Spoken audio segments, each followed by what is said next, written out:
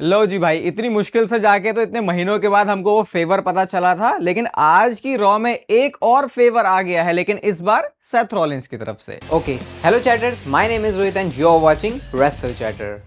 तो इस वीडियो में गाइस बात करेंगे आज मंडे नाइट रॉ के बारे में। पहले ही शो की रेटिंग में बता देता हूं 4.75 सर, क्या धमाकेदार आज का रॉ का एपिसोड था। और ऐसा भी नहीं बोलूंगा कि एक बहुत बड़ा वो बम सा फोड़ा, लेकिन उसके बावजूद भी जिस तरीके से आज का रॉ का एपिसोड है, सारी बातें आपको इस चैनल पर वीकली पता चलती रहती हैं, तो उसके लिए आप लाइक और चैनल को सब्सक्राइब कर सकते हो। सबसे पहले जो शो की स्टार्टिंग है वो होती है हमारे मंडे नाइट रॉ के जनरल मैनेजर एडम पियर्स के साथ। कहते हैं यार बहुत ज्यादा भसड़बाजी हो गई है, इसको फिक्स करते हैं। सबसे पहले ईओ स्काई आती है, बियांका बिलेयर आती है एंड उसके बाद रिया रिप्ली भी आती हैं और उसके बाद ना एडम पियर्स ने पूरी रिस्पॉन्सिबिलिटी ली। कहते हैं कि ये मेरी ही वजह से हुआ, मेरी ही गलती है, लेकिन गलती ये है उनकी कि उन्होंने इन जैसे नमूनों के ऊपर भरोसा कर लिया था। और फाइनली वो मैच आज मंडे नाइट रॉ में ऑफिशियल हो गया है, जो कि है Iyo Sky versus Bianca Belair versus Rhea Ripley का। ये ट्रिपल थ्रेट मैच होने वाला है। कहते हैं कि अब तीनों साइन कर दो। बियांका बिलेयर काफी खुश नहीं है, क्योंकि ऑब्वियसली वो तो एलिमिनेशन चेंबर जीत के आई थी। और भाई बियांका बिलेयर को अब जो बूज है वो इतनी ज्यादा मिलने लग गई। पहले तो मुझे लगा था कि चलो एक सिटी का क्राउड हो सकता है वो बू कर रहा हो, लेकिन सारे लोगों ने ऐसे ही बू करना शुरू कर दिया है बियांका बिलेयर के लिए। रिया रिप्ली के वहां पर चैंट्स लग रहे थे, उन्होंने काफी ज्यादा प्रोवोक करने की कोशिश करी रिया रिप्ली को। और आज फिर से बेचारी ईओ स्काई के साथ वही हुआ है, जो उनको ऐसे पकड़ के साइड में कर देते हैं ना, वैसे ही रिया रिप्ली ने किया। लेकिन इस बार तो भाई ईओ स्काई पूरी ठान के लेके आई थी।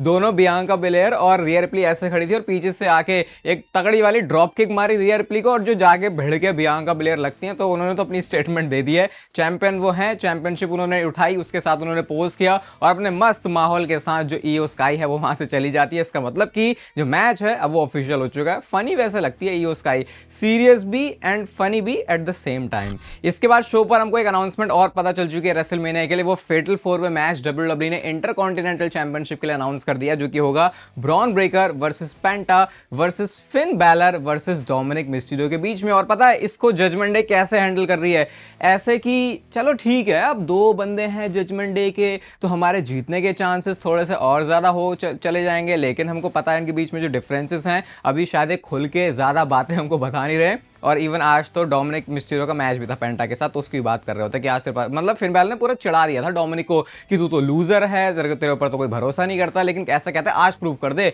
कि सब कुछ रॉन्ग है। तो भाई फिन बैलर तुम अपनी खुद की गिरेबान में तो झांक लो, तुम क्या कर रहे हो पिछले इतने कुछ महीनों से, जो तुम डोमिनिक मिस्टीरियो को यहाँ पे ज्ञान दे रहे हो। इसके बाद विमेंस इंटरकॉन्टिनेंटल चैंपियनशिप के लिए मैच था लायरा वाल्किरिया वर्सेस बेली का। यार क्या हो गया मिडगार्ड डिवीजन में इस टाइटल को, कोई इसके बारे में केयर ही नहीं करता। ये तो 24/7 चैंपियनशिप जैसा लग रहा है, मैं सही बता रहा हूँ, कोई एग्जैजरेट करके भी। उसमें ज्यादा थी रेलिवेंसी भाई, कम से कम ये तो होता था कि कहीं पे भी जो चैंपियन है वो चेंज हो सकता है। मैच लेकिन अच्छा था, देखो सबमिशन मूव लगाया उन्होंने और उसके ऊपर क्या बिल्कुल एंड मोमेंट तक उन्होंने रोक के रखा हुआ था, बट फिर भी उसको काउंटर करके लायरा वाल्किरिया ये वाला जो मैच है वो जीत चुकी है। और उसके बाद उन्होंने हग एंड रिस्पेक्ट भी दिखाई। और बस बेली का तो ऐसा कुछ मुझे खास लग नहीं रहा कि डब्ल्यूडब्ल्यूई के पास कोई प्लान भी है, क्योंकि होता तो शायद अब तक हमको दिख जाता। इसके बाद शो पर हमको बैक स्टेज से एजे स्टाइल्स भी दिखते हैं और वो कहते हैं कि चलो भाई बड़ी ऐसी अपॉर्चुनिटी आ गई है मेरे पास, इस कैरन क्रॉस को बहुत बुरी तरीके इस लोगन पॉल को बहुत बुरी तरीके से बजाने की। ऐसा दिमाग में जैसे दिमाग नहीं लग जाता वैसे लगे हुए भाई कैरन क्रॉस। वो पीछे से फिर आ गए, कह रहे कि अगर तू हारा तो हम भी हार जाएंगे। एजे स्टाइल्स कहता है अभी तेरी ऐसी की तैसी, तू अगले हफ्ते मिल मुझे, मैं अच्छे से बताता हूँ तुझे। तो ये पता नहीं क्या ही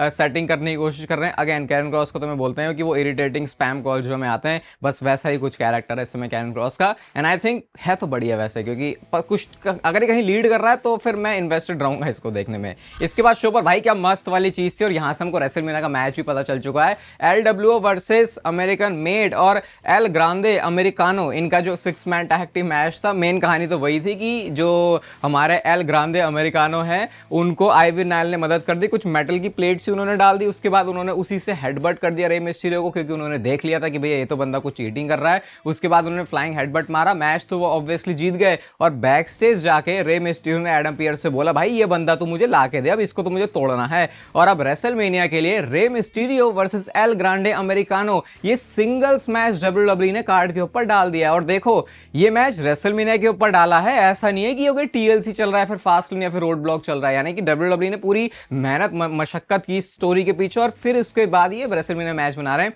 और देखो मैं तो मजा आया यार मुझे इस वाली स्टोरी लाइन में। वो कुछ यूनिक चीज दिखाई, हमेशा ये नहीं कर सकता भाई अरे रेसलिंग हो गई, अरे उसने क्या कैसे कर दिया। भाई तुमको स्टोरी के ऊपर ध्यान देना होता है, और यहाँ पे यूनिकनेस तो थी। अगर आप देखोगे तो एल ग्रांडे अमेरिकानो जब वो बंदा आता है ना तो लोग उसके लिए थोड़ा थोड़ा चीयर भी करते हैं, क्योंकि उस कैरेक्टर को देखने में पसंद आ रहा है। हालांकि उस मास्क के पीछे असली चेहरा कौन है इसके बारे में तो देखो किसी को, बिल्कुल किसी को भी नहीं पता, ठीक है, वो किसी को पता भी नहीं चल पाएगा शायद कभी। नेक्स्ट चीज शो पर आती है और भाई क्या सीरियसनेस आ गई है। मैंने आज से आई थिंक 2 महीने पहले बोला था कि चलो मैच तो ये ऑफिशियल हो गया है, अब इसको बिल्ड कैसे करेंगे। कुछ टाइम तक इन्होंने थोड़ा सा ओटिस अकीरा टोजावा का साथ लिया, लेकिन जब लास्ट वीक इन्होंने जिमी ऊसो वाला एंगल डाल दिया भाई, स्टोरी पूरी ही चेंज हो गई थी। और आज क्या जे ऊसो आया है भैया, मतलब इस कैरेक्टर वर्क की, इस प्रोमो को अगर अप्रिशिएट ना किया जाए दोनों हाथ से ताली बजा के, तो भैया फिर तो आप कुछ अलग ही प्रोडक्ट देख रहे हो। गुंतर सबसे पहले आते हैं भाई, बंदा बहुत ही ज्यादा खुश है, लाल कलर की उसने टाई पहनी हुई है, एकदम गुलाब की तरह वो लग रहा है, ठीक है। गुंतर आते हैं और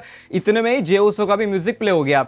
अब पूरा क्राउड वहां पे यीट ऑब्वियसली कर रहा है, क्योंकि वही चीज हमको जे ऊसो की एंट्रेंस पर दिखती है। लेकिन भाई गुंथर को अगर आप देखोगे तो वो बंदा भी खुद एंजॉय कर रहा है, क्योंकि उसने तो बहुत बुरी तरीके से लास्ट वीक बैंड बजाई है इन दोनों ही ऊसोस की। लेकिन जे ऊसो एक बहुत ही सीरियस कैरेक्टर के साथ आता है, मतलब उसके कपड़े भी आज रंग बिरंगे नहीं थे, एकदम ब्लैक कलर की उसने कुछ अपना वो जो टैंक टॉप सा है वो पहना हुआ था, एंड उन्होंने अपना यीट वाला चश्मा लगाया था, लेकिन वो भी ब्लैक कलर का था। पास आते हैं वो गुंथर के, बिल्कुल आमने सामने वो खड़े हुए। सबसे पहले तो उन्होंने माइक छीना और उसके बाद अपना जो ग्लासेस हैं उनको निकाला, और जो लुक जे ऊसो के चेहरे पे दिख रहा था भाई, मतलब ये आई थिंक ऐसा वाला कैरेक्टर हमने रोमन रेंज के सामने, मतलब इस टाइप का जो बिहेवियर, जो एटीट्यूड है वो हमने थोड़ा सा देखा था जब वो ट्राइबल कॉम्बैट के लिए निकले थे रोमन रेंज के साथ। लेकिन भाई इसमें सीरियसनेस और भी ज्यादा थी। जे ऊसो कहते हैं कि मम्मी से बात होती है आपकी, मम्मी से बात होती है तो क्या नॉर्मल बातें होती है ना जो हम रेगुलर बात करते हैं, क्या खाया क्या किया।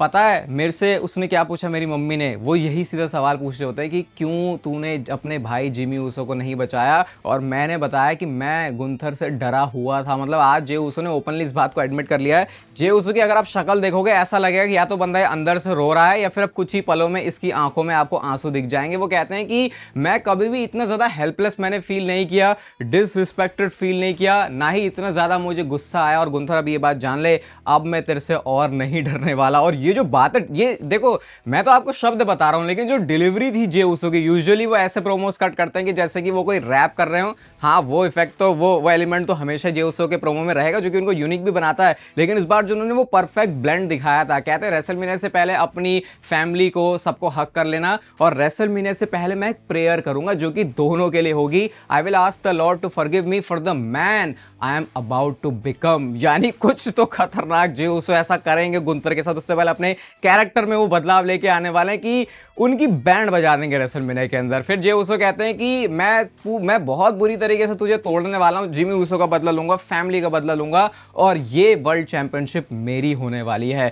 जो लुक देके जब उन्होंने वो लाइन बोली थी ना कि Gunther I am not afraid of you anymore, उसके बाद जो उन्होंने लुक दिया है गुंथर को, गुंथर भी हेजिटेट हो रहा है भाई। गुंथर यूजुअली ऐसे मूवमेंट पे हंसता है, लेकिन उसे समझ में आ गया भाई यहाँ पे सीरियसनेस काफी ज्यादा है। और ये बहुत ही मस्त जे ऊसो का प्रोमो था।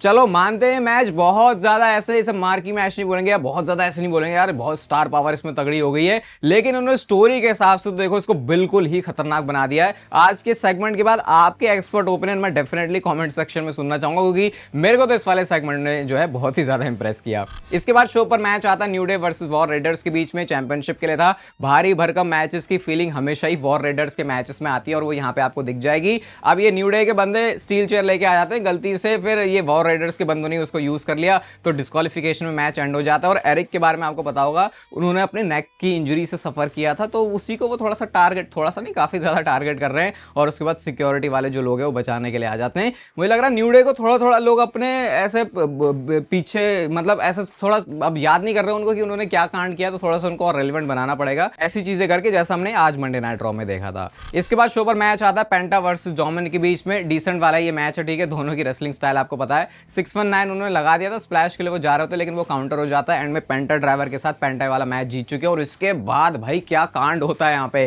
कार्लिटो आते हैं मारने के लिए, और वो मार रहे होते हैं पेंटा को डोमिनिक के साथ मिलकर, लेकिन ब्रॉन ब्रेकर का म्यूजिक हिट होता है। और आई थिंक जो मैंने इसके बाद देखा है ना 10-20 सेकंड के अंदर, ये शायद मैं अपने टॉप 5 या टॉप 10 WWE के ऑल टाइम स्पीयर्स के अंदर रख सकता हूं। जो ब्रॉन ब्रेकर ने भाई लिटरली, स्पीयर जो नाम है ना, जिसको अगर आप हिंदी में बोलोगे तो भाला बोलते हैं, वो जो फेंक के मारते हैं, वो लिटरली ब्रॉन ब्रॉन ब्रेकर वैसे ही गया है। मतलब मुझे लग रहा है कि शायद एक ऑलमोस्ट 6 फीट वो पीछे होंगे ना, जब कार्लिटो से या उससे भी ज्यादा, वो तब ही उड़ गए। और बिल्कुल ऐसे, बिल्कुल कैसे बताऊं यार, वो बताऊं क्या, वो कार्लिटो से जाके अगर किसी को पूछता हूं तो पूछ लेना भाई क्या उसका इंपैक्ट लगा होगा। हमने इतने टाइम से रोमन रेंज को स्पीयर यूज करते हुए देखा, सबसे ज्यादा आजकल वो, मतलब इतने टाइम से वही यूज करते हैं।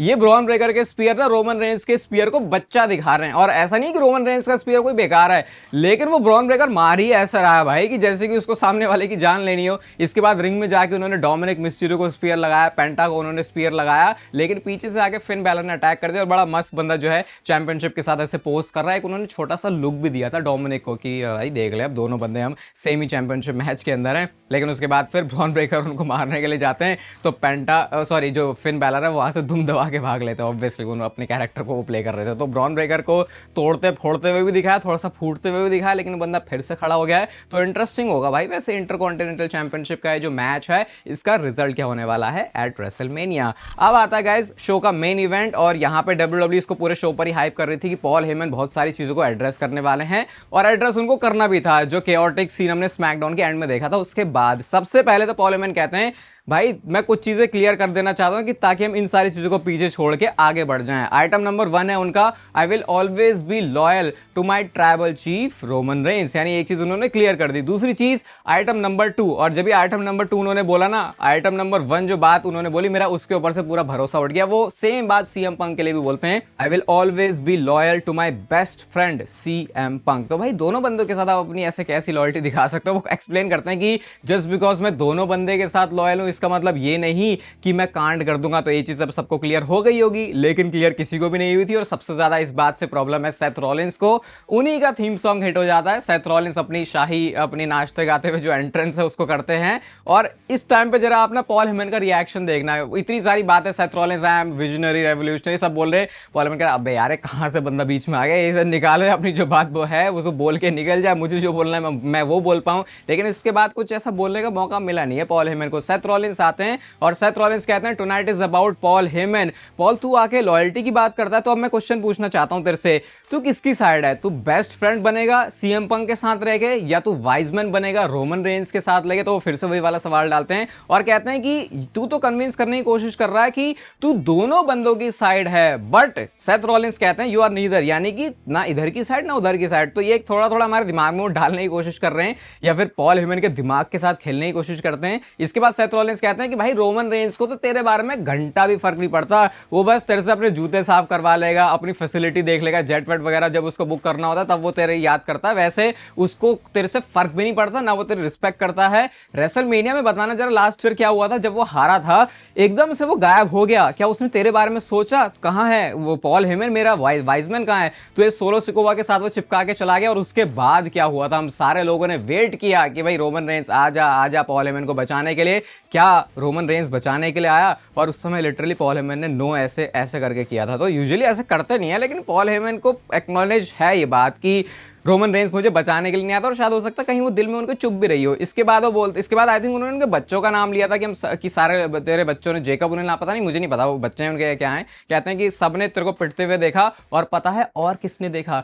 सीएम पंक ने भी पिटते हुए देखा। तो अभी रोमन रेंस का आइटम नंबर 1 तो उन्होंने सुलटा दिया, अब वो आइटम नंबर 2 सीएम पंक के ऊपर आ चुके हैं। कहते हैं कि सीएम पंक भी तो चला गया था, और जब तो इस डब्ल्यूडब्ल्यूई कंपनी को बनाने की कोशिश कर रहा था, वो इस प्लेस को तबाह करने की कोशिश कर रहा था। और वॉर गेम्स का रोना तो देखो मेरे सामने रो ही मत, क्योंकि पहली चॉइस वॉर गेम्स मैच के लिए मैं था, वो लास्ट ऑप्शन था सीएम पंक। तो ये मत सोचो कि उसने कुछ बहुत बड़ा वाला तुम्हारे लिए काम कर दिया है। और सबसे बड़ी बात, उसने वॉर गेम्स मैच में साथ इसीलिए दिया क्योंकि उसे पता था कि उसे फेवर मिलने वाला है। वो तेरा कोई बेस्ट फ्रेंड नहीं है, जब उसका मन होगा वो तब आएगा, वो सिर्फ तुझे यूज करना चाहता है। देख पॉल हेमन, मुझे तेरे लिए बहुत ज्यादा बेकार फील हो रहा है, तो बहुत ही ज्यादा डिफिकल्ट सिचुएशन के अंदर है, just remove yourself from it. यानी पूरा एक पूरा वो सिनेरियो सेथ रॉलिंस बिल्कुल पॉल हेमन के दिमाग में डालना है। भाई ना रोमन रेंस तेरे बारे में सोचता है, ना सीएम पंक तेरे बारे में सोचता है, और मुझे पता है कि तू दोनों बंदों के अगेंस्ट भी नहीं जा सकता, तो अपने आप को इस सिचुएशन से रिमूव कर दे और मुझे सिर्फ लड़ने दे इस लड़ाई को, तब मैं इसको आगे लेके जा सकता हूं। क्या तू ये कर सकता है? क्या ये तू करना चाहता है?